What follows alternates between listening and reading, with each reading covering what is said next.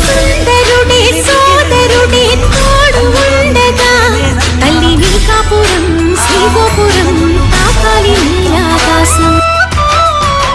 ఇంటి చుట్టూ కాలిని నేనే తోరణాన్ని నేనే తులసి చెట్టు కోటను నేనమ్మా నీ కాపలాగా మారనివమ్మా.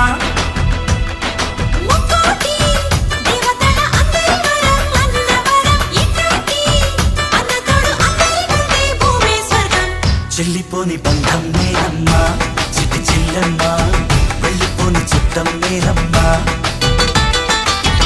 అన్నలోని ప్రాణం నువ్వమ్మా చిట్టి చెల్లమ్మా ప్రాణమైన చెల్లిస్తానమ్మా.